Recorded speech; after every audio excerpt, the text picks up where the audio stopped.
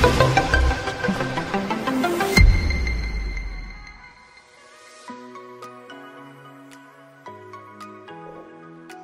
Jemaat terkasih, jumpa lagi bersama saya Elizabeth Bulan dalam Bethel News minggu kedua bulan Oktober.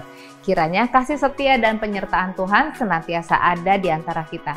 Berikut kami sampaikan kegiatan gereja sepekan ke depan. Menghadapi tantangan zaman yang semakin besar, baiklah kita semakin mendekatkan diri pada Tuhan dengan mengikuti program Pelita Hidup yang disiarkan melalui YouTube GBI Bethel Kelapa Gading, yang diadakan setiap hari Senin sampai Sabtu pukul 5 pagi. Jalin hubungan bersama Tuhan dengan melakukan doa pagi setiap hari Senin sampai Sabtu pukul 6 sampai 7 pagi yang diadakan secara online melalui aplikasi Zoom. Menara doa Sinode GBI setiap hari Sabtu pukul 6 sampai 7 pagi secara online melalui aplikasi Zoom. Menara doa onsite setiap hari Sabtu pukul 9 pagi di gereja lantai 4. Dan berikut ini kami akan sampaikan rangkaian kegiatan ibadah yang dapat jemaat ikuti. Tuhan berkata, "Biarkan anak-anak itu datang kepadaku karena merekalah yang empunya kerajaan Allah."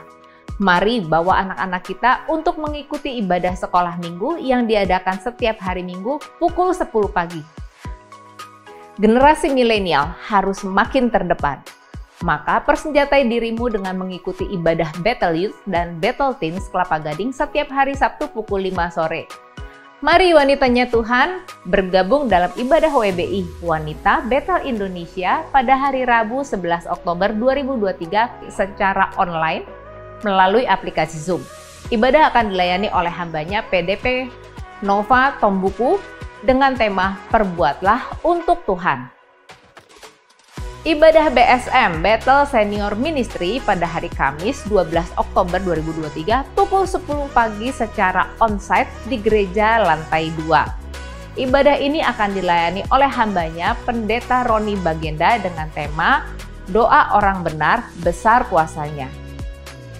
Minggu depan, ibadah onsite GBI Bethel Kelapa Gading Minggu 15 Oktober 2023, ibadah pukul 8 dan 10 pagi akan dilayani oleh hambanya Pendeta Joko Prihanto dengan tema Sehati Menuntaskan Amanat Agung. Mari kita hargai hadirat Allah dengan hadir lebih awal sebelum kebaktian dimulai.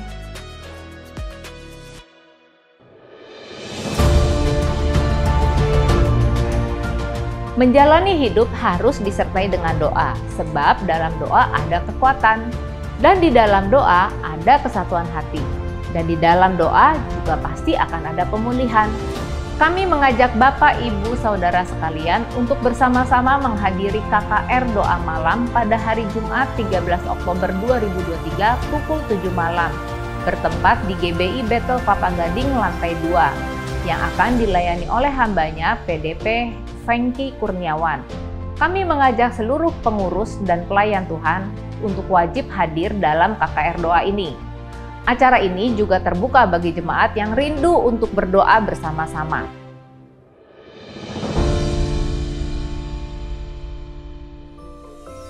Dalam rangka menyambut hari Natal di bulan Desember yang akan datang, maka kami akan mengadakan kolekte khusus Natal di minggu kedua dan ketiga. Bagi Bapak Ibu yang ingin memberikan secara tunai, dapat dimasukkan ke amplop Natal yang telah disediakan. Dan jika Bapak Ibu ingin melalui transfer, silahkan ditujukan ke rekening umum kami di BCA atau bisa scan kris yang tertera di depan bangku Bapak Ibu sekalian dengan menyertakan keterangan persembahan Natal, atau bisa juga dengan memasukkan kode 1 di belakang nominal yang ingin diberikan. Untuk informasi lengkap kegiatan sepekan dapat Anda lihat di aplikasi Instagram GBI Bethel Jakarta. Demikianlah jadwal Bethel News minggu ini sepekan ke depan. Jadilah duta-dutanya Allah untuk membangun jiwa-jiwa. Selamat berakhir pekan bersama orang-orang yang Anda kasihi. Tuhan Yesus memberkati.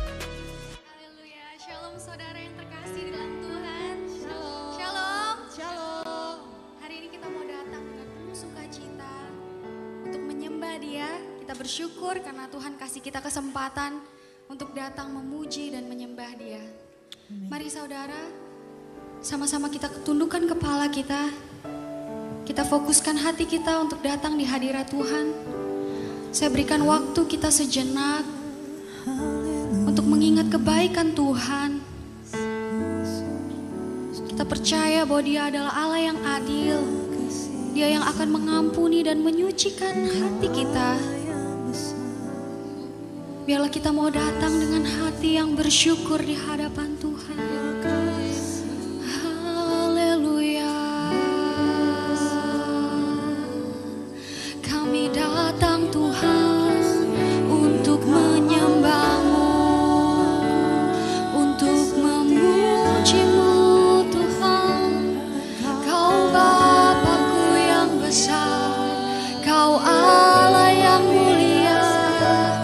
Ini hidup kami hanya bagi-Mu. Segala pujian, segala hormat, kebaikan-Mu. Glory, syukur bagi-Mu Tuhan. Haleluya.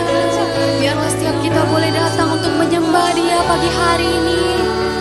Biarlah kita boleh fokuskan hati kita, naikkan hati kita bagi nama-Nya. Haleluya. Kami bersyukur, glory bagi-Mu Tuhan. Haleluya. Glory, glory, glory. Kami datang dengan hati yang rindu. Curahkan urapan-Mu lewat setiap hati kami untuk menyembah-Mu, untuk bersekutu dengan Engkau. Haleluya.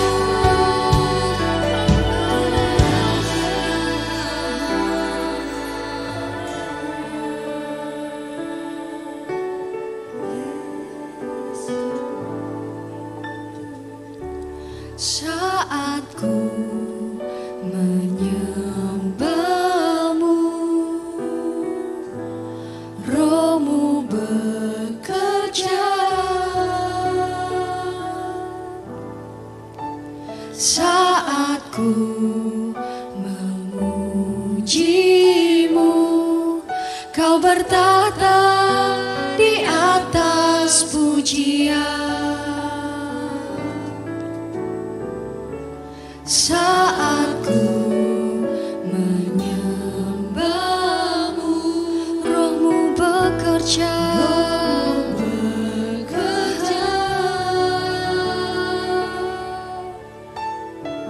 Saat ku memuji-Mu, Kau bertahta di atas pujian. Ku angkat hatiku, ku pandang kekudusan-Mu.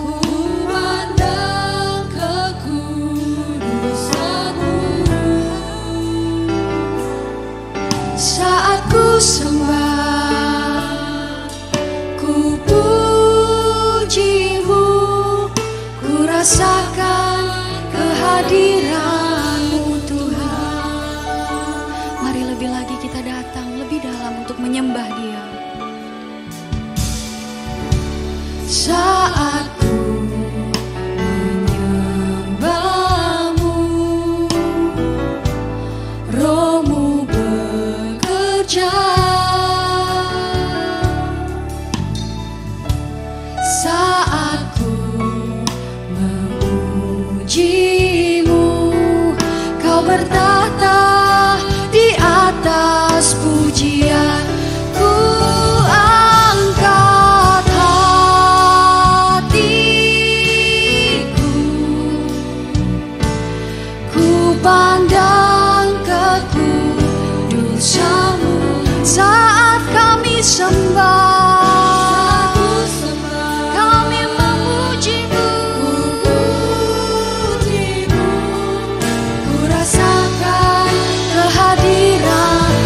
jemaat untuk sama-sama bangkit berdiri.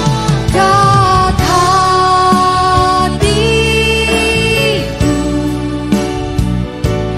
ku pandang kekudusan-Mu.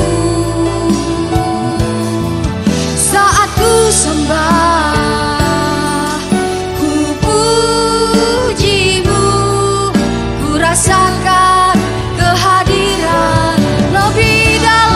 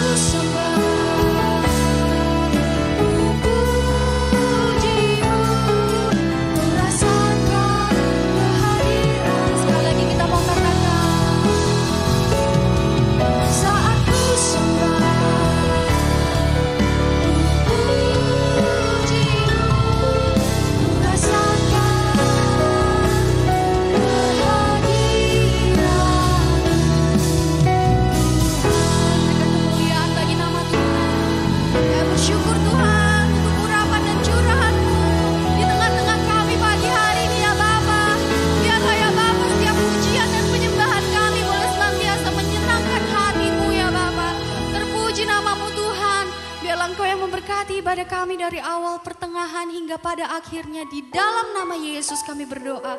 Haleluya. Amin. Berikan tepuk tangan yang terbaik bagi berikan salam kiri kanan saudara, katakan Tuhan Yesus baik. Kita percaya bahwa kasih Allah tidak berkesudahan dalam hidup kita.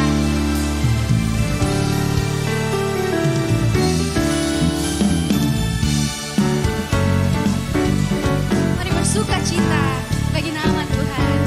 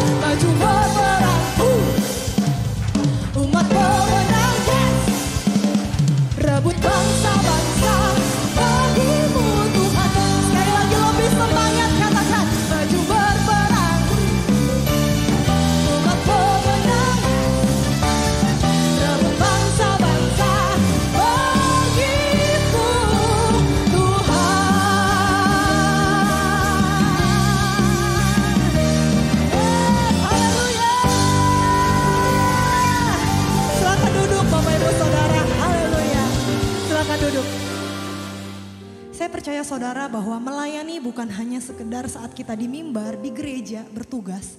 Tapi melayani juga adalah saat jemaat Tuhan sedang menjalani kehidupan sehari-hari. Di keluarga, di pekerjaan, bahkan hubungan kita dengan tetangga kita. Saya percaya itu semua adalah bagian dari pelayanan. Oleh karena itu mari kita mau miliki hati yang mau dibentuk. Hati yang semakin serupa dengan Kristus. Biar hidup kita boleh semakin menjadi berkat buat sekeliling kita. Amin. Terima kasih Tuhan. Kami bersyukur Tuhan. Kami percaya hidup kami adalah anugerah daripada-Mu Tuhan. Kami mau pakai hidup kami Tuhan untuk memuliakan nama-Mu ya Bapa. Terima kasih Yesus. Ku tak dapat lupakan kebaikan yang ku terima, pengorbananmu yang mulia, jadikan ku berharga.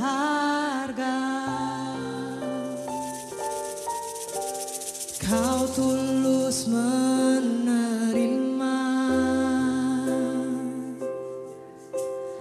aku apa adanya. Kekuatan kasih-Mu nyata memulihkan hidupku.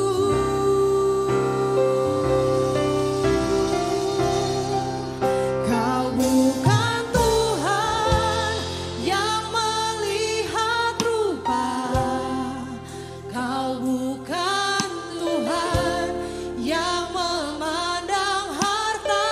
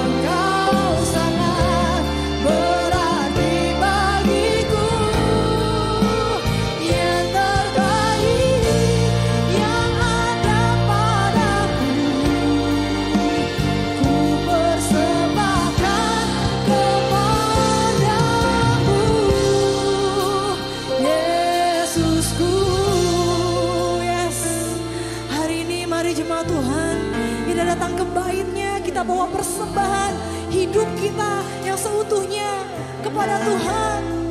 Haleluya, haleluya. Ini hati kami Tuhan, ini hidup kami Tuhan. Kami mau dipakai lebih lagi Tuhan. Kami mau dipakai untuk menjadi berkat buat sekeliling kami ya Bapa. Terimalah Tuhan segenap hatiku, hanya bagimu, hanya untukmu Tuhan. Segenap hidupku kan ku persembahkan kepadamu. Allah yang memberi kehidupan, selama-lamanya kami mau hidup seturut kehendak-Mu Tuhan. Haleluya. Mari jemaat Tuhan, kita mau bangkit berdiri bersama-sama, nyatakan lagu ini sebagai komitmen kita. Kau bukan Tuhan yang melihat rupa, Kau bukan Tuhan yang memandang harta. Hati hamba yang selalu Kau cari, biar Kau temukan di dalamku. Selama ku hidup, ku mau menyembah-Mu, sebab Engkau sangat berarti bagiku. Yang terbaik yang ada padaku, ku persembahkan kepadamu, Yesusku. Mari jemaat Tuhan katakan sekali lagi. Kau bukan Tuhan yang melihat rupa, Kau bukan Tuhan yang memandang harta. Hati hamba Ini hati kami Tuhan yang kami persembahkan di hadapan-Mu. biar Kau temukan. Biarkan Kau yang melihat hati kami dan Kau menemukan hati kami berkenan di hadapan-Mu Tuhan. Ku mau menyembah, Lembutkan hati kami Bapa. sebab Engkau sangat berarti. Kau berarti bagi kami Tuhan. Yang terbaik Ya yang Tuhan, ada yang terbaik kami berikan Bapa. ku persembahkan kepadamu, Yesusku, berikan kemuliaan bagi nama Tuhan. Karena Dia layak memberikan, Dia layak menerima persembahan yang luar biasa dalam hidup kita. Selamat pagi jemaat yang dikasihi oleh Tuhan Yesus, Shalom. Kiranya damai sejahtera Tuhan melimpah dalam hidup kita senantiasa. Hari ini saya ingin berbagi kebenaran firman dengan judul Hidup Berfokus Tuhan atau Diri. Hidup berfokus Tuhan atau hidup berfokus kepada diri. Mari kita baca Amsal Sulaiman pasal 3 ayat 5-8 yang berbunyi demikian. Amsal 3 ayat 5-8. Percayalah kepada Tuhan dengan segenap hatimu dan janganlah bersandar kepada pengertianmu sendiri. Akuilah Dia dalam segala lakumu, maka Ia akan meluruskan jalanmu. Janganlah engkau menganggap dirimu sendiri bijak. Takutlah akan Tuhan dan jauhilah kejahatan. Itulah yang akan menyembuhkan tubuhmu dan menyegarkan tulang-tulangmu. Amin.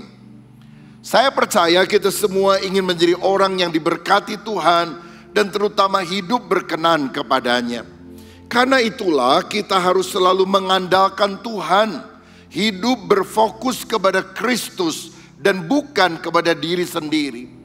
Kalau banyak kegagalan saudara alami dalam kehidupan hari-hari ini, Sebetulnya inti kegagalan kita hanya satu. Kita gagal mengandalkan Tuhan. Dan gagal mengandalkan Tuhan akan membuka celah sehingga kegagalan-kegagalan lain akan datang dalam kehidupan kita. Yeremia 17 berkata, terkutuklah orang yang mengandalkan manusia, yang mengandalkan kekuatannya sendiri, yang hatinya menjauh daripada Tuhan. Tetapi sebaliknya diberkatilah orang yang mengandalkan Tuhan, yang menaruh harapannya pada Tuhan. Saya pernah membaca kisah seorang yang bernama Thomas Andrew. Dia adalah orang yang bisa membangun kapal pesiar terbesar pada waktu itu, Titanic. Dan dalam pelayaran yang pertama, Thomas Andrew yang begitu bangga akan kapal ini berkata, kapal ini tidak mungkin tenggelam. Bahkan Tuhan tidak mungkin bisa menenggelamkannya. Apa yang terjadi dalam pelayaran yang pertama? Titanic tenggelam. Nah, kira-kira 1.500 orang meninggal pada waktu itu. Saudara-saudara, saya juga pernah mendengar John Lennon dari The Beatles dalam konser di Filipina pernah berkata, Yesus Kristus memang terkenal, tapi kami The Beatles lebih populer daripada Yesus Kristus. Tidak lama kemudian John Lennon ditembak orang, mati. Dan nama The Beatles sudah mulai dilupakan orang. Coba tanya kepada anak kecil usia 7 tahun, 10 tahun. Kamu tahu The Beatles siapa? Mereka tidak tahu The Beatles itu siapa. Tapi nama Yesus Kristus makin dikenal. Setiap orang percaya bahwa Dia adalah juru selamat orang yang beriman. Saudara-saudara, hari ini saya mengajak kita belajar dari kisah kehidupan seorang raja Israel bernama Hizkia, yang diberkati Tuhan ketika dia mengandalkan Allah. Tetapi ketika dia mulai berubah, hidup berpaling kepada diri sendiri, justru hukuman Allah yang dia alami. Dan dari kisah kehidupannya, mari kita berkaca dari firman. Dalam posisi apakah kita sekarang sehingga kita hidup benar di hadapan Tuhan? Saya mau bacakan 2 Tawarikh 32 ayat 24 sampai 26 yang berbunyi demikian. Pada hari-hari itu Hizkia jatuh sakit sehingga hampir mati. Ia berdoa kepada Tuhan dan Tuhan berfirman kepadanya dan memberikan suatu tanda ajaib.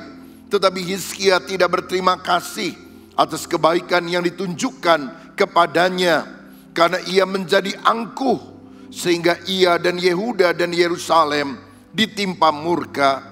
Tetapi ia sadar akan keangkuhannya itu dan merendahkan diri bersama-sama dengan penduduk Yerusalem, sehingga murka Tuhan tidak menimpa mereka pada zaman Hizkia. Saudara sekalian, Alkitab mencatat bahwa Hizkia, yang namanya berarti Yahweh adalah kekuatanku, menjadi raja Yehuda yang ibu kotanya adalah Yerusalem. Dia memerintah sekitar tahun 729 sebelum Masehi sampai tahun 687 sebelum Masehi. Nama ayahnya adalah Raja Ahaz, nama ibunya adalah Abi atau Abia. Hizkia menjadi raja pada waktu dia berusia 25 tahun dan dia memerintah 29 tahun. Nah, pada usia 39 Hizkia sakit dan hampir mati. Tetapi ketika Tuhan memberikan kasih karunia, usia Hizkia diperpanjang 15 tahun. Sehingga 39 tambah 15, dia baru mati pada usia 54 tahun. Dan mengapa hal ini bisa dia alami? Karena dia adalah orang yang berfokus kepada Tuhan. Kalau saya baca dalam 2 Raja-Raja 18 ayat 5-7a, dikatakan demikian. Ia percaya kepada Tuhan Allah Israel, dan di antara semua raja-raja Yehuda, baik yang sesudah dia maupun yang sebelumnya, tidak ada lagi yang sama seperti dia.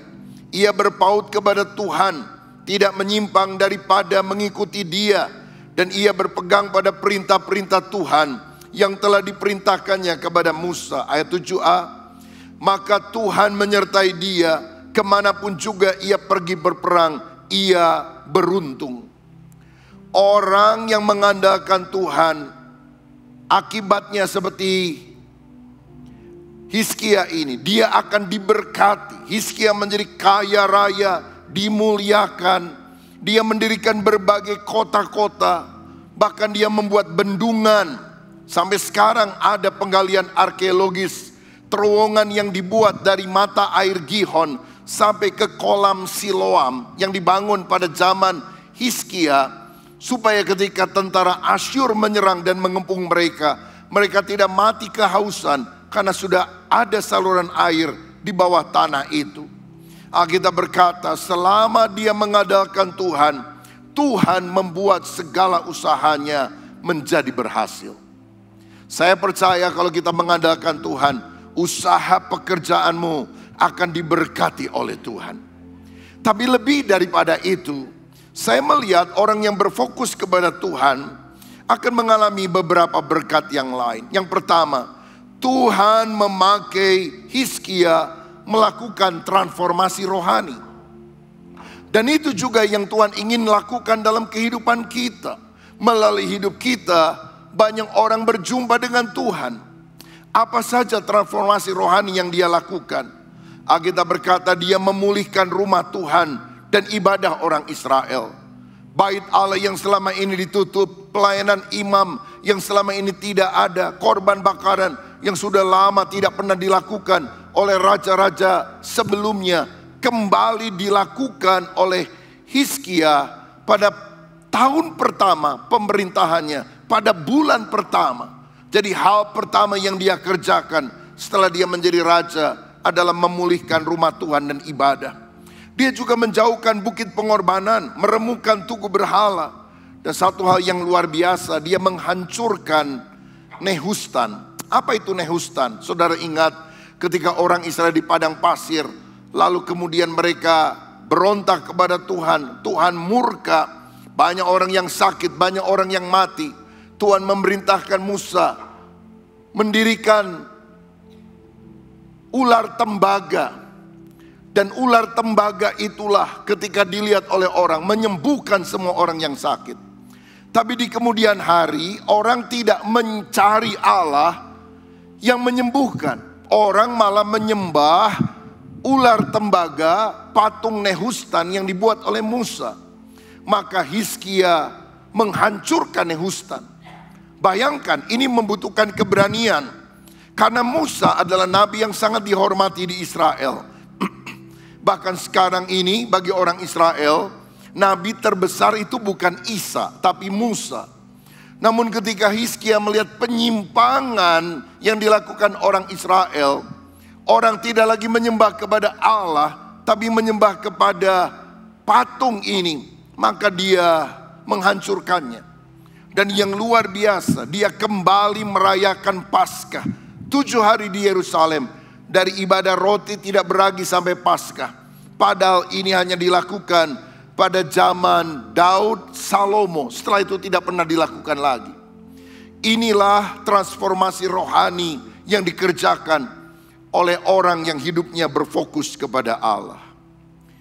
Saya percaya saudara sekalian, Tuhan juga ingin memakai kita menjadi alatnya, membawa pengenalan kepada Kristus dalam keluarga dan dalam lingkungan kita.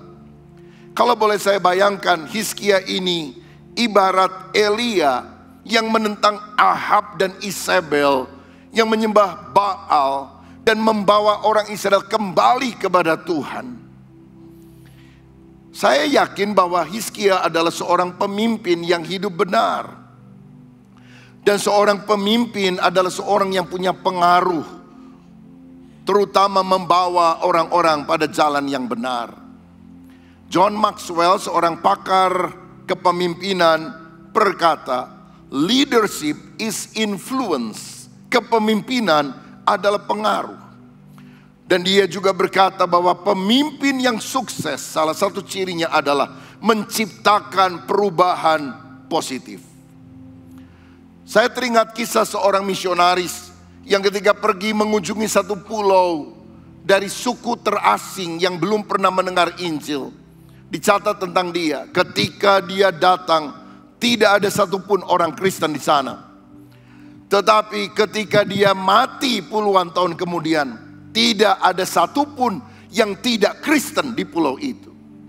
Itulah transformasi yang dibawa melalui Injil Kristus oleh setiap anak-anaknya yang mau dipakai Tuhan untuk menciptakan perubahan positif dalam keluarga, dalam lingkungannya, supaya orang bisa mengenal Tuhan. Dalam keluarga kami, seperti saya pernah saksikan, Tuhan memakai seorang nenek tua, ibu dari nenek saya.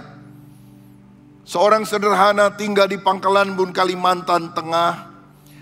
Dia pertama yang menjadi Kristen di keluarga kami. Ada misionaris yang datang mengadakan ibadah dengan tidak terlalu banyak orang. Dia merupakan jemaat awal yang ada di sana. Ketika dia menjadi Kristen, suaminya marah. Anak-anaknya tidak suka. Tapi nenek tua ini tetap setia kepada Tuhan. Dia bersaksi, dia berdoa. Dengan berani dia cerita supaya seluruh keluarga datang kepada Yesus.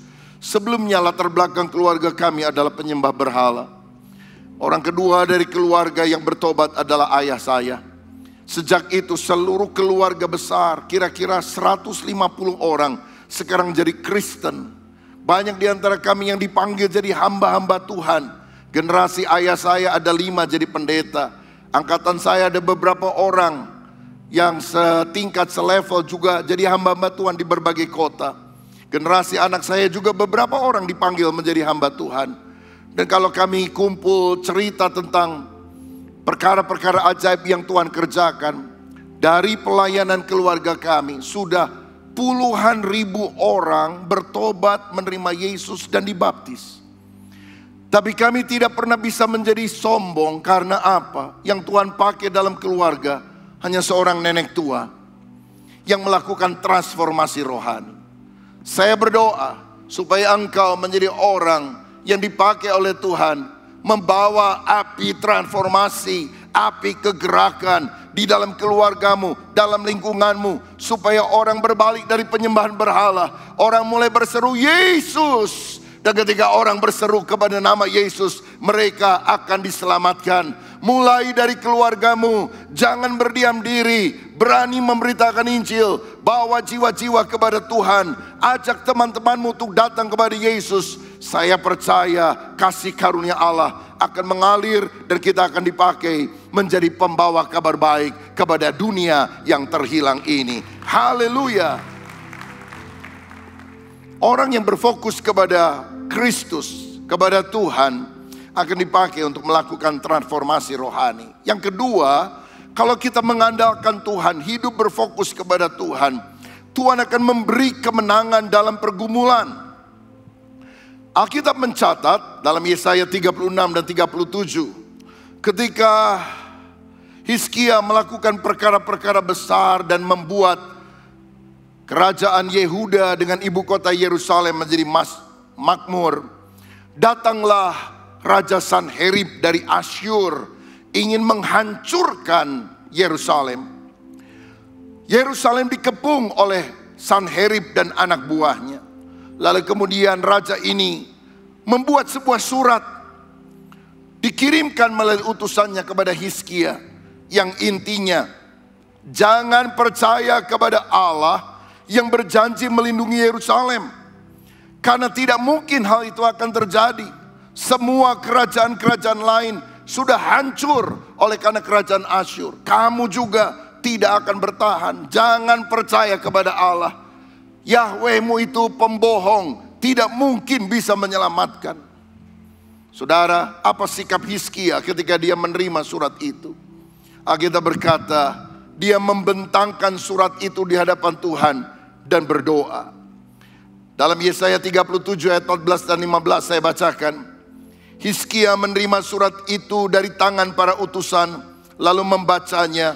Kemudian pergilah ia ke rumah Tuhan dan membentangkan surat itu di hadapan Tuhan. Hizkia berdoa di hadapan Tuhan. Pernahkah saudara menerima sebuah surat tagihan dari bank? Dan waktu kita buka, kita baca, waduh, puluhan juta, banyak sekali tagihannya.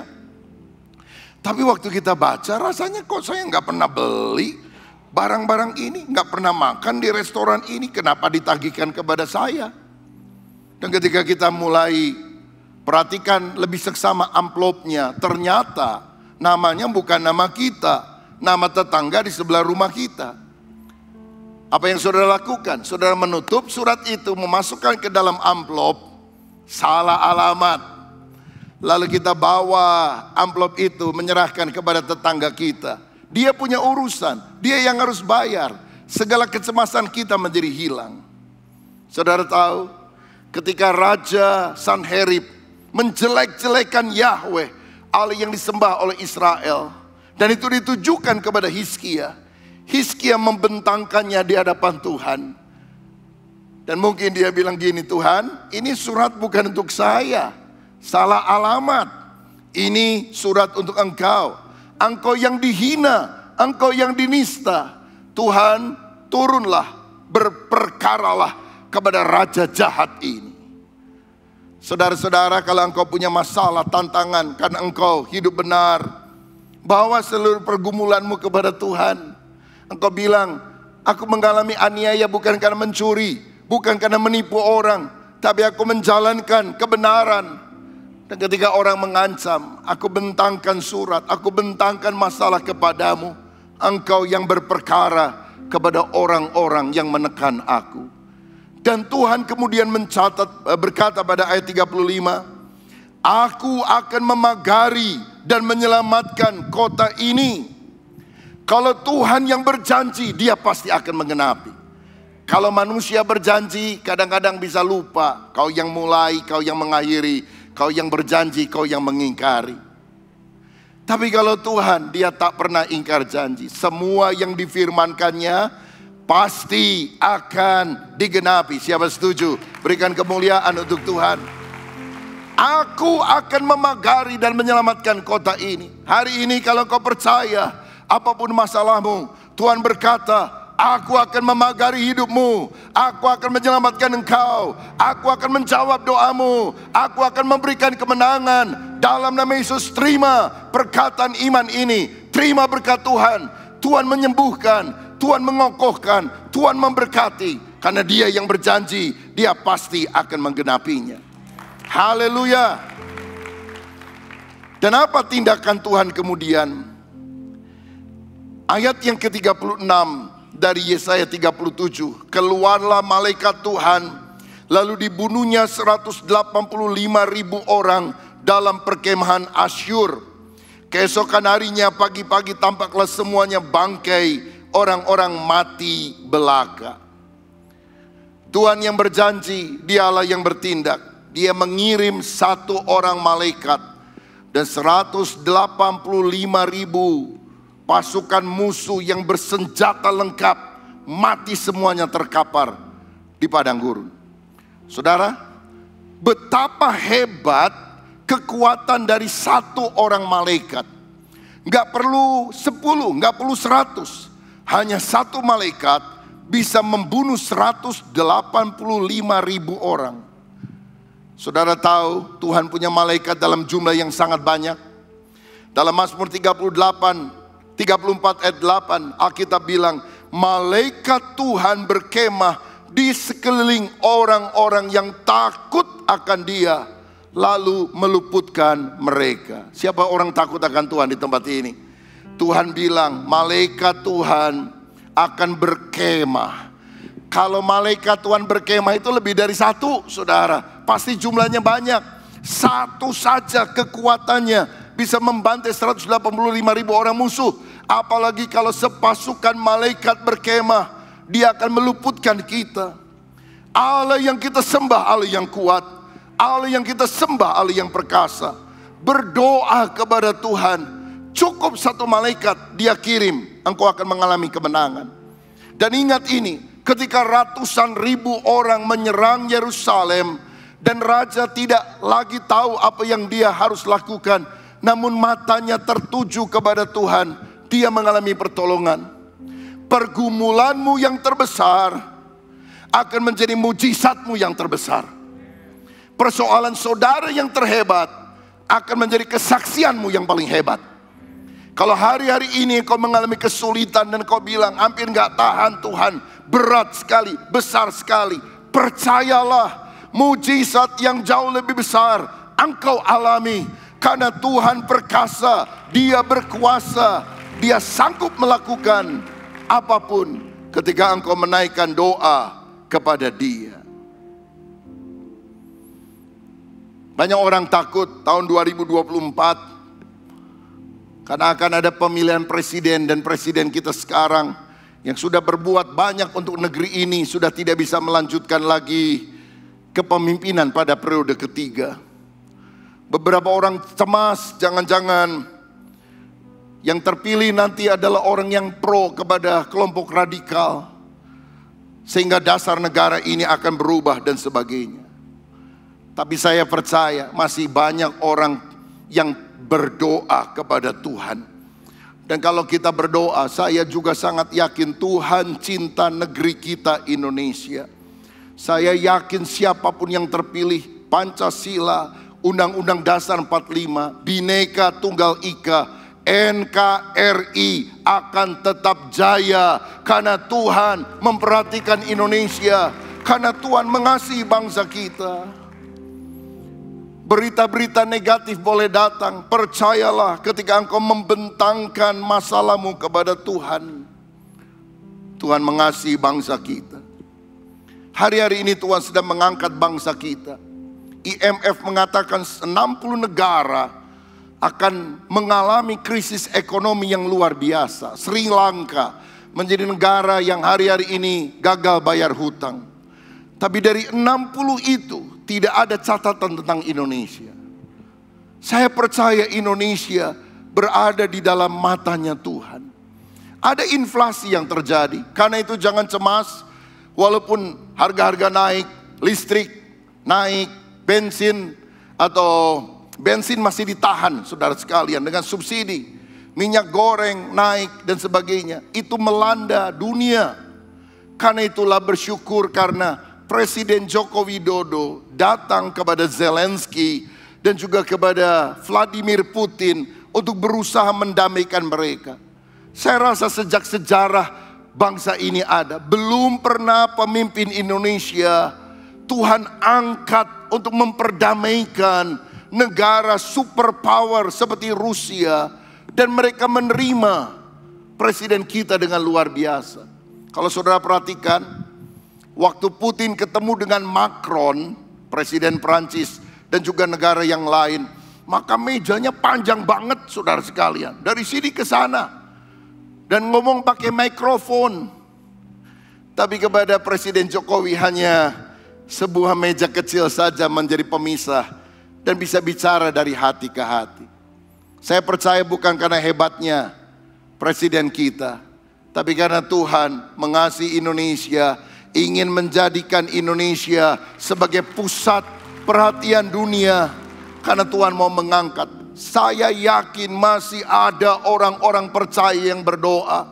Tuhan pernah menghukum Sodom dan Gomora karena Dia tidak temukan 10 orang benar di sana. Saya percaya di Indonesia masih ada orang-orang benar yang hidup takut akan Tuhan. Dan apapun pergumulan kita, baik secara global, nasional, juga secara pribadi-pribadi, kalau engkau mengandalkan Tuhan, Tuhan akan memberi kemenangan bagi umatnya di tengah pergumulan. Yang ketiga, saudara sekalian, kalau kita hidup berfokus kepada Tuhan, bukan kepada diri, maka Tuhan menyembuhkan pada saat sakit. Ayat 24 mencatat, pada hari-hari itu Hizkia jatuh sakit sehingga hampir mati. Ia berdoa kepada Tuhan, dan Tuhan berfirman kepadanya dan memberikannya suatu tanda ajaib. Kehidupan kita seringkali tidak bisa lepas dari masalah. Orang yang takut akan Tuhan, mengandalkan Tuhan juga bisa sakit, bisa mengalami problem. Tetapi ada senjata rohani yang kita bisa lakukan. Berdoa, mohon belas kasihan, anugerah daripada Tuhan. Dan itu yang dilakukan oleh Hizkia. Dia berdoa, dia menangis, dia memohon belas kasihan daripada Tuhan. Dan di ayat 5 Tuhan menjawab, telah ku dengar doamu dan kulihat air matamu. Sesungguhnya aku akan memperpanjang hidupmu 15 tahun lagi. Telah ku dengar doamu dan telah kulihat air matamu. Saya percaya sampai hari ini Tuhan masih mendengar doa. Doa saudara masih didengarkan oleh Tuhan. Dan ada satu unsur yang sangat penting, berdoa dengan berlinang air mata. Kenapa doa dengan air mata dikabulkan oleh Tuhan?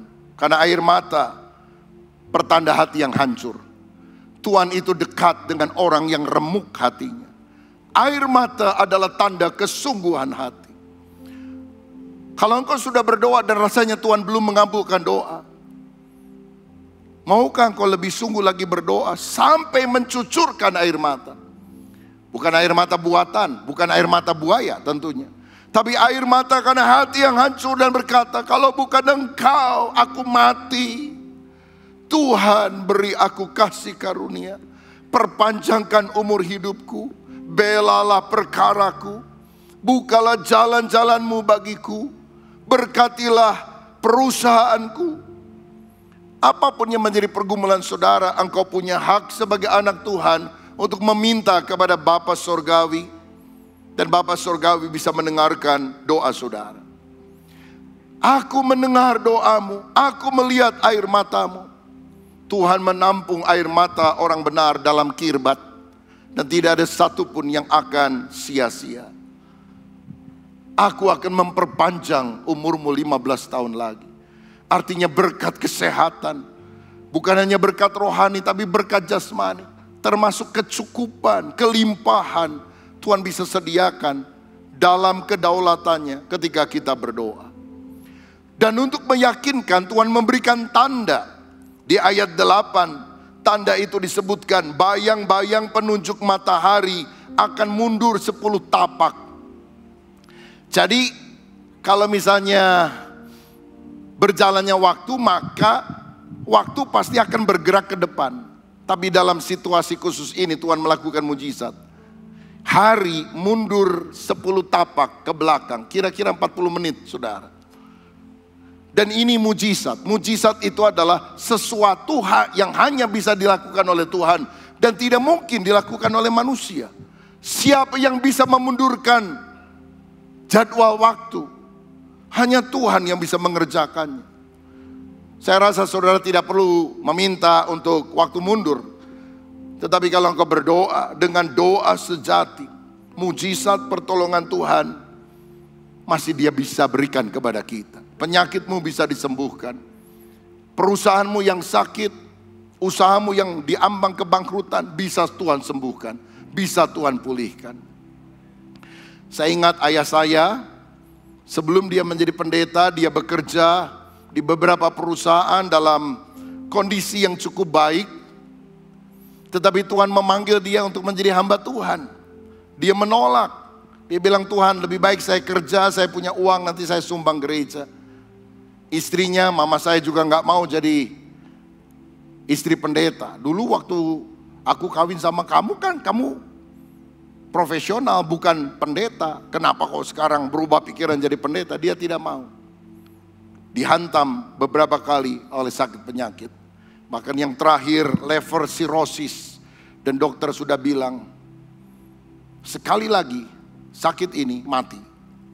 Dan itulah yang menyebabkan akhirnya mereka menyerah dan melayani Tuhan sampai hari ini. Saudara-saudara, ketika hidup berfokus kepada diri sendiri, bagaimana kalau pelayanan nanti kurang, nanti banyak masalah ini itu, maka justru hal-hal yang tidak baik terjadi. Tapi ketika kita taat walaupun belum melihat, di sanalah kesembuhan dan tuntunan Tuhan terjadi. Saya yakin sampai hari ini, kalau engkau berdoa, engkau masih akan melihat pertolongan Tuhan. Saudara tentu semua kenal salah satu tim gembala kita, Bapak Pendeta Joko Prihanto. Nanti sore dia juga akan khotbah di sini. Ketika dia punya anak yang pertama, istrinya melahirkan, anaknya prematur, saudara. Dan harus dirawat sekian lama di dalam inkubator di rumah sakit. Sampai setelah mungkin sebulan lebih rasanya, baru dibawa pulang ke rumah. Wah, sudah senang, sudah lepas dari inkubator, sudah keluar dari rumah sakit. Tapi baru 1 hari, lagi disusui, tiba-tiba mukanya menjadi biru, saudara. Wah, mereka panik, mereka bawa lagi ke rumah sakit, berlari-lari masuk ke dalam ruangan untuk segera diambil tindakan. Dokter-dokter datang berlarian menolong bayi kecil ini. Beberapa saat kemudian, seorang dokter keluar dan berkata kepada Pak Pendeta Joko, "Maaf Pak, kami sudah berusaha, tapi anak Anda sudah tidak tertolong." Itu sudah ditutup kain, saudara-saudara. Saudara bisa bayangkan punya anak yang pertama dengan pergumulan yang hebat. Dirawat sekian lama di inkubator, sembuh bisa pulang.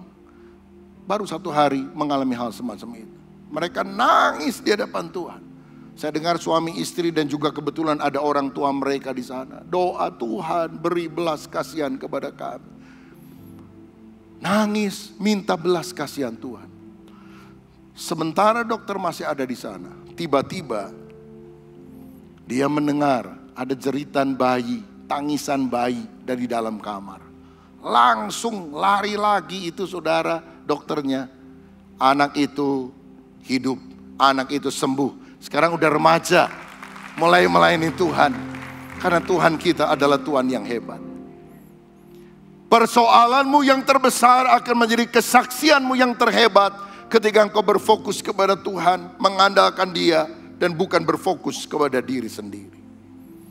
Kalau kita hidup mengandalkan Tuhan, pertama Tuhan akan pakai kita menjadi alat transformasi rohani bagi keluarga dan lingkungan kita.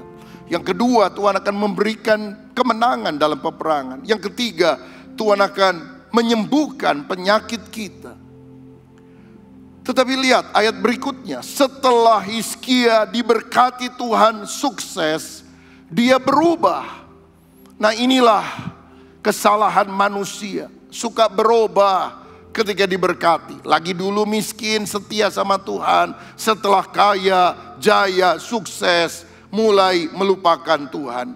Dia berfokus kepada diri sendiri, dia sombong, ayat 25. Tetapi Hizkia tidak berterima kasih atas kebaikan yang ditunjukkan kepadanya. Karena ia menjadi angkuh sehingga ia dan Yehuda dan Yerusalem ditimpa oleh murka. Apa wujud kesombongannya? Dia memamerkan hartanya ketika ada utusan raja datang untuk mendengar cerita bagaimana dia mengalami mujizat daripada Tuhan. Bukannya Tuhan yang dia ceritakan, dia malah pamerkan kekayaannya. Dikatakan Yesaya 39 ayat 1 dan 2. Pada waktu itu Merodak Baladan bin Baladan Raja Babel menyuruh orang membawa surat dan pemberian kepada Hizkia, sebab telah didengarnya bahwa Hizkia sakit tadinya dan sudah kuat kembali. Hizkia bersuka cita atas kedatangan mereka, lalu diperlihatkannyalah kepada mereka gedung harta bendanya, emas dan perak, rempah-rempah dan minyak yang berharga, segenap gedung persenjataannya dan segala yang terdapat dalam perbendaharaannya. Tidak ada barang yang tidak diperlihatkan Hizkia kepada mereka di istananya dan di seluruh daerah kekuasaannya. Musuh daripada Yehuda waktu itu adalah Asyur, bukan Babel. Sehingga ketika Hizkia sembuh, raja tetangga dari Babel datang untuk mendengar mujizat yang dialami oleh Hizkia. Tapi justru dia memamerkan kehebatannya kepada utusan yang datang ini. Yesaya kemudian disuruh Tuhan untuk menegur dan berkata, ada waktunya kerajaan Babel yang telah melihat seluruh harta bendamu akan datang menjara habis, sehingga tidak ada harta benda yang kau perlihatkan akan tersisa. Kenapa Tuhan murka dan menghukum? Karena ketika orang mulai berpaling dari mengandalkan Allah, menjadi menepuk dada dan berkata, hebat ya saya, Allah paling tidak suka. Yakobus 4 ayat 6 berkata, Allah menentang orang yang congkak, tapi mengasihani orang yang rendah hati. kita harus selalu sadar semua adalah anugerah Tuhan. Nebukadnezar, Raja Babel pernah sombong dan berkata, aku yang hebat, mendirikan semua dengan kekuatanku. Tuhan bilang, sombong lu, otaknya digoyang 0,5 milimeter. Dia nggak ingat lagi namanya siapa. Waktu dia pulang, dia nggak masuk istana, dia masuk kandang hewan. 7 bulan seperti binatang makan rumput, saudara-saudara. Sampai setelah dia merendahkan hati, Tuhan memulihkan ingatannya. Siapa kita? Digoyang otak sedikit aja, kita udah gak ingat siapa-siapa. Lucifer, malaikat panglima di sorga yang memimpin malaikat-malaikat yang lain, sombong menjadi iblis, musuh Allah yang paling utama. Orang yang meninggikan diri akan direndahkan, orang yang merendahkan diri akan diangkat oleh Tuhan. Saya pernah dengar satu kali ada seorang yang naik jabatan jadi kolonel dan dia bangga sekali, saudara. Dia masuk ruang kerjanya yang baru dan dia menepuk dada, hebat nih sekarang saya udah pangkatnya lebih tinggi. Tiba-tiba ada orang mengetuk pintu masuk dan untuk mempesona orang yang baru masuk, ini tamu pertama setelah orang ini diangkat jadi kolonel, dia angkat telepon dan dia bilang, bagaimana Pak Menteri? Oh baik. Jadi nanti saya akan ketemu dengan 3 orang jenderal. Baik, saya akan hadir. Dia taruh teleponnya. Dia bilang, siapa Anda? Apa keperluannya? Jangan lama-lama. Karena kamu baru mendengar saya dipanggil menteri dan kita akan ada pertemuan juga dengan 3 jenderal yang lain. Ayo cepat, mau kamu apa? Orang itu jadi gemeter. Dia bilang, maaf Pak, saya rakyat biasa. Saya cuma petugas telepon Pak. Karena kami dapat laporan sudah beberapa hari telepon di sini mati semuanya. Saya juga bingung kenapa Bapak bisa nelpon orang tadi ya. Coba saya angkat, begitu diangkat nggak ada nada sambungnya saudara. Orang yang sombong akan direndahkan. Tapi orang yang rendah hati akan dipromosikan, akan diangkat Tuhan. Karena itulah yang Tuhan sukai. Nah seharusnya Hizkia bersaksi tentang kebaikan Tuhan yang menyembuhkan dia. Bayangkan. Ada utusan raja kafir datang, katanya kamu sembuh. Kenapa? Katanya ada mujizat bahwa matahari itu jalannya bisa mundur. Ini kan kesempatan terbuka untuk dia bersaksi. Dia malah nggak cerita tentang Tuhan, dia malah cerita tentang kehebatannya. Saudara, ketika kau sudah diberkati, jawaban doa sudah engkau terima, bersaksilah tentang Tuhan. Ingat kasih-Nya, ingat perbuatannya, ingat kasih Tuhan dalam hidup kita. Dengan apa akan kubalas segala perbuatannya kepadaku? Aku akan mengangkat piala keselamatan dan aku akan menyerukan nama Tuhan. Banyak bercerita tentang kebaikan Tuhan, saling menguatkan satu dengan yang lain. Itu sebabnya mengapa pada hari ini kita juga melihat banyak rekan-rekan yang pakai kaos dan juga mendengar kesaksian tentang BIKOM atau komunitas sel di gereja kita. Karena melalui persekutuan dengan saudara-saudara seiman, tantangan kesulitan kita hadapi bersama karena ada komunitas yang saling mendoakan. Tadi kita dengar kesaksian yang mengharukan dari Ibu Cynthia, 2 orang anak, dua-duanya punya kelainan. Dan itu pergumulan yang berat saya tahu. Khususnya bagi seorang ibu yang harus membesarkan setiap hari. Tapi salah satu hal yang membuat dia bisa teguh karena dia punya komunitas saudara-saudara seiman. Yang juga saling mendoakan. Seperti Hizkia bisa dijamah Tuhan. Tuhan juga bisa menjamah saudara melalui topangan doa dari anggota komunitas sel. Jangan pernah lupakan kebaikan Tuhan. Ingat kasih-Nya. Karena itu saya dorong. Sepanjang bulan Juli ini khususnya, saudara tergabung di dalam komunitas sel. Sehingga kita mendapatkan kekuatan. Dan kalau sudah diberkati, enggak lupa sama Tuhan. Tapi punya komunitas yang selalu mengingatkan bahwa semua yang kita alami adalah anugerah Tuhan. Ayat 26. Tetapi ia sadar akan keangkuhannya itu dan merendahkan diri bersama-sama dengan penduduk Yerusalem. Sehingga murka Tuhan tidak menimpa mereka pada zaman Hizkia. Apa yang kita lakukan kalau kita salah? Bertobat, merendahkan diri. Akibatnya hukuman Allah ditunda. Itu akan terjadi bukan pada zaman Hizkia. 2 Tawari 7 ayat 14. Dan umatku yang atasnya namaku disebut, merendahkan diri, berdoa dan mencari wajahku, lalu berbalik dari jalan-jalan yang jahat, maka aku akan mendengar dari sorga dan mengampuni dosa mereka, serta memulihkan negeri mereka. Kalau kita berfokus kepada diri, murka Allah, hukuman Allah menimpa kita. Tapi secepatnya kita sadar, bertobat masih ada pemulihan yang Tuhan bisa kerjakan. Kalau hari-hari ini engkau merasa langit seperti tembaga, pintu berkat tertutup, coba saudara periksa, apakah itu karena kesalahan kita, karena dosa yang kita lakukan, karena kesombongan, keangkuhan yang kita perbuat. Kalau bukan, Tuhan sedang memurnikan, menguji saudara untuk engkau makin cemerlang bagikan emas murni. Tapi kalau ya, karena itu dosa kita, kita harus bertobat, minta ampun kepada Tuhan, dan Tuhan berjanji untuk memulihkan. Hari ini Tuhan juga sanggup memulihkan hidup saudara, memulihkan keluarga, pekerjaan, kesehatan. Pemulihan Tuhan kiranya dilakukan pada saat ini bagi kita yang berharap kepada Dia. Dan poin terakhir sebelum saya berdoa untuk saudara, jangan paksa Tuhan mengikuti rencana kita, mengikuti ambisi kita, mengikuti agenda kita. Tapi izinkan kita mengerti rencana Tuhan, agenda Tuhan, dan berkata, bukan yang aku inginkan, tapi kehendak-Mu yang jadi. Kenapa saya bilang begitu? Karena penerus Hizkia adalah anaknya yang bernama Manasye. Dia menjadi raja pada usia masih muda, 12 tahun setelah Hizkia meninggal. Dan Manasye memimpin lebih lama, 55 tahun. Tapi Yerusalem mengalami kerugian hebat. Karena anak daripada Hizkia sangat berbeda dengan bapaknya. Dia menjadi raja yang sangat jahat. Dia mengembalikan penyembahan kepada patung berhala Baal. Bahkan di bait Allah dia pasang patung-patung berhala. Dia bahkan mempersembahkan anaknya sebagai korban bakaran.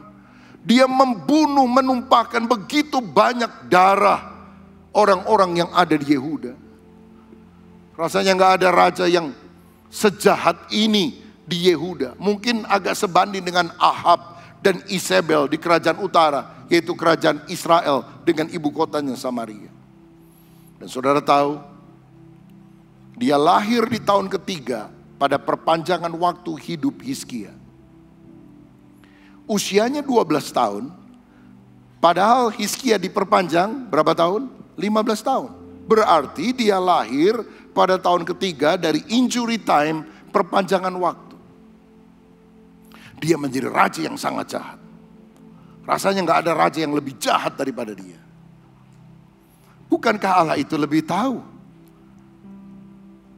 Kenapa Hizkia mesti meninggal pada usia 39? Mungkin supaya dia tidak punya anak yang Tuhan tahu akan sangat jahat dan membelokkan kembali orang Israel daripada Allah kepada Baal. Tapi Allah menghargai kehendak bebas manusia. Sehingga ketika Hizkia berdoa, Tuhan memberi anugerah. Tapi ingatlah, jangan paksa Tuhan untuk melakukan sesuatu sesuai dengan keinginan kita. Tapi biar agenda Tuhan terjadi. Artinya ketika kita berdoa, Tuhan sembuhkan, pulihkan, buka jalan ini. Tapi kalau itu bukan yang terbaik, aku mau taat kepada kehendak-Mu. Dan kalau engkau melakukan doa seperti itu, justru perkara yang lebih baik akan Tuhan berikan kepada saudara. Dia lebih tahu daripada kita. Dan biarlah kehendak-Nya yang terjadi. Saudara mungkin ingat, ada kisah 3 buah pohon yang masing-masing punya cerita, punya cita-cita. Pohon pertama berkata, kalau aku ditebang, aku ingin dijadikan kotak perhiasan. Orang akan menyimpan emas berlian di dalam kotak itu. Sayang ketika dia ditebang, dia hanya dijadikan sebagai kotak makanan hewan. Di mana domba makan dari sana, sapi makan dari sana. Kotak yang menyedihkan. Dan dia bilang, kenapa aku tidak dijadikan kotak perhiasan seperti cita-citaku. Sampai satu kali Yusuf dan Maria, karena tidak ada tempat tinggal, dia masuk ke sebuah gua, melahirkan Yesus, dan ditaruh di dalam kotak makanan hewan yang lebih dikenal dengan istilah palungan. Dan kotak itu berkata, oh, rupanya harta yang paling berharga, Sang Juru Selamat dunia, ditempatkan di dalam diriku. Rencanaku gagal, tapi rencana Tuhan yang lebih baik terjadi. Pohon yang kedua berkata, kalau aku ditebang, aku ingin dijadikan sebagai kapal saudagar yang akan membawa mereka ke berbagai tempat untuk berjual beli. Tapi ketika pohon ini ditebang, dia hanya dijadikan perahu nelayan, dan nelayan miskin menangkap ikan, bau amis dia alami setiap hari. Dia bilang, kenapa cita-citaku tidak tercapai? Sampai satu kali Yesus ketika mengajar orang banyak, meminjam perahu nelayan yang dimiliki oleh Simon Petrus dan memperdengarkan Injil kepada orang banyak. Dan akhirnya kayu ini berkata, oh, aku tahu, aku dipakai bukan untuk mengangkut saudagar, tapi harta yang paling berharga, berita Injil keselamatan telah dibawa oleh Yesus yang mau menggunakan perahu kehidupanku yang berbau amis ini. Pohon ketiga punya cita-cita, aku tidak mau ditebang, aku mau menjulang di tengah hutan belantara ini. Tapi ternyata dia ditebang juga. Celakanya setelah ditebang, penebangnya kehabisan ide mau dijadikan apa. Dia disimpan begitu saja di pinggir jalan menjadi kayu gelondongan. Dan ketika Yesus harus mengangkut dosa manusia berjalan ke bukit Golgota, tentara Romawi memaksa dia memikul kayu palang yang akan membuat dia tersalib di sana. Dan kayu itu adalah kayu gelondongan yang ada di pinggir jalan. Dan ketika Yesus disalib, semua mata memandang kepada dia. Dan pohon ini berkata, aku tahu sekarang, aku yang ingin dilihat oleh semua orang, sekarang bukan aku, tapi Yesus yang dilihat. Cita-cita tiga pohon, semuanya kandas. Tapi rencana Tuhan yang lebih indah terjadi dalam kehidupan mereka. Saya percaya kita adalah pohon yang hidup, orang-orang yang percaya kepada Tuhan. Tuhan punya agenda, Tuhan punya rencana, Tuhan punya perkara yang lebih baik dalam hidup saudara. Kuncinya apa? Andalkan Tuhan, hidup berfokus kepada Tuhan. Agendamu bisa gagal, targetmu bisa tidak tercapai, tapi biar rencana Allah yang lebih baik hari ini tergenapi dalam kehidupan saudara. Tuhan Yesus memberkati. Kami memuji kebesaran-Mu, ajaib Tuhan, ajaib Tuhan. Kami memuji kebesaran-Mu, ajaib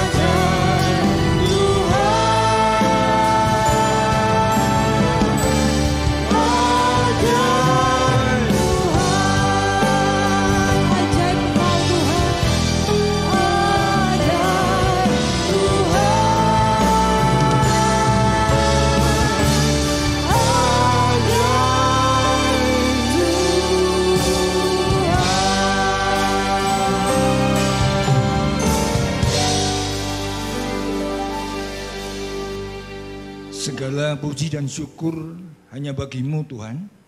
Terima kasih untuk di hari Minggu ini Engkau berikan kepada kami semua hari yang indah, waktu yang terbaik untuk kami boleh datang memuji memuliakan nama Tuhan.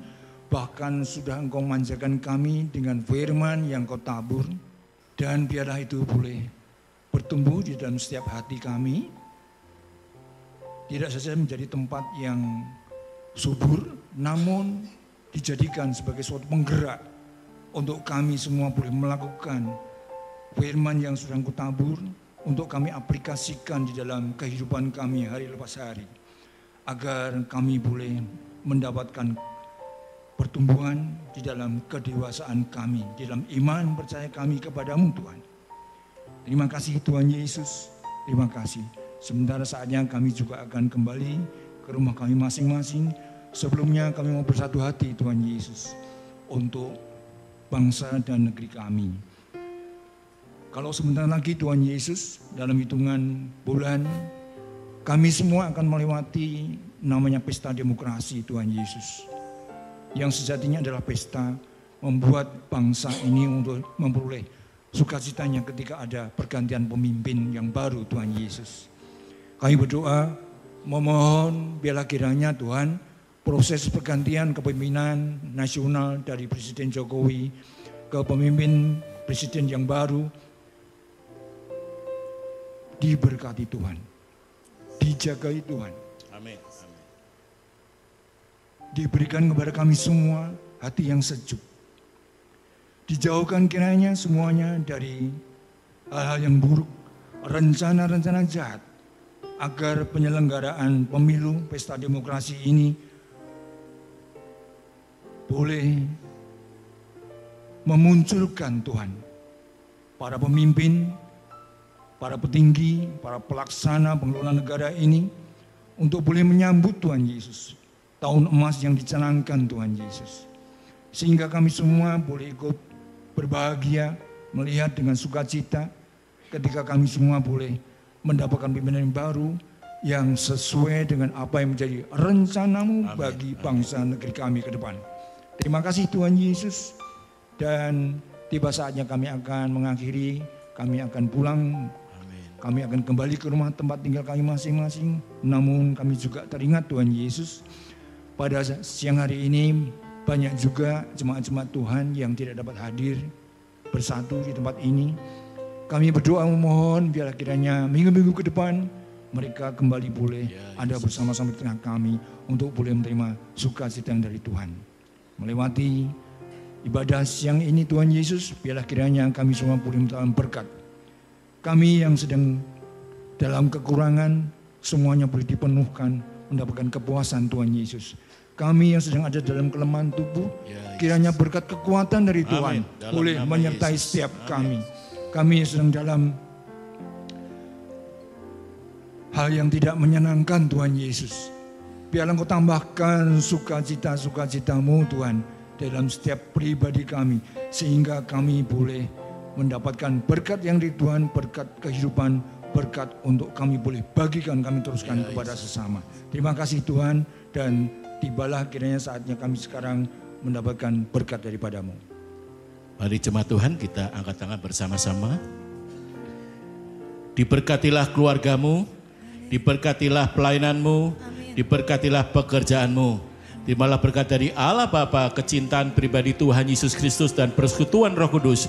Mulai hari ini sampai Maranatha Tuhan Yesus datang kembali yang kedua kali. Dan berkat bukit kita menerima berkat dari semuanya. Damai sejahtera melimpah bagi kita semua. Mari jemaat Tuhan katakan, amin. Puji Tuhan. Kau bukan Tuhan yang melihat rupa. Kau bukan Tuhan yang memandang harta.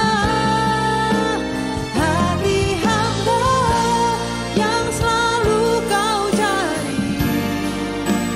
Biar kau temukan di dalamku. Selama ku hidup, ku mau menyembahmu.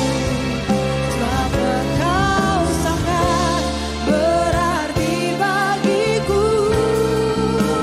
Yang terbaik yang ada padaku, ku persembahkan kepadamu, Yesusku. Selamat hari Minggu, selamat pulang, dan Tuhan Yesus memberkati.